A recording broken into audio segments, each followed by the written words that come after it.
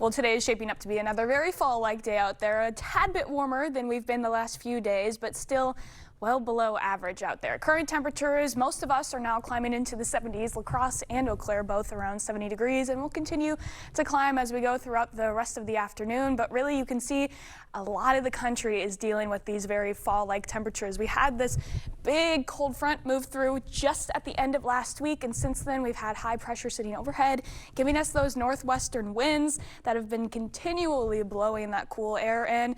We have a little bit of a break coming up, though. We're feeling a tad bit warmer today. Highs finally climbing back into the 70s, as much of us were staying in the upper 60s the last few days, some of us even into the mid 70s as we go into this afternoon. Winds, again, still blowing out of the northwest for now, but they're lighter nonetheless.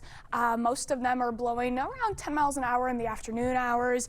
Once we move into tomorrow, though, switching over to Wednesday and especially Wednesday afternoon, that's when we see a little bit of a switch coming in the wind direction, blowing out of the southwest as we go into tomorrow and getting a tad bit breezier, especially through the afternoon hours. Could see gusts closer to 25, 30 miles per hour, so a little bit breezier, but it's going to be a warmer wind, therefore giving us the warmest day of the week. Even so, it's still going to be well below average across most of the area. Lows tonight, a lot more of us climbing back into the 50s after two very chilly starts to the days. 52 for your low in La Crosse, 51 in Eau Claire. Some folks still over in west central Wisconsin, though, likely holding on to the 40s as you go into tomorrow morning. Then tomorrow's highs, again, warmest day of the week, but even so, some of us are still likely falling into the low 70s for the highs. A tad bit warmer for folks north and a little bit more to the east. That's where we're seeing highs actually returning to the upper 70s.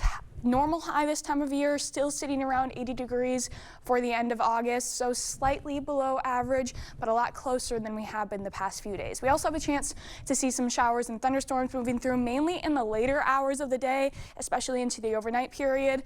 As we track it out on our sky tracker, seeing some initial activity likely south of I-90 with some scattered thunderstorms coming in pretty late on in the evening, though, likely around 8 to 9 p.m. We'll continue to see that activity go on into the early overnight period. Again, very scattered in nature and mainly for areas south of I-90 to start, but then we'll have a cold front eventually moving south into the area, giving some shower activity for folks north of I-94 and around that general vicinity.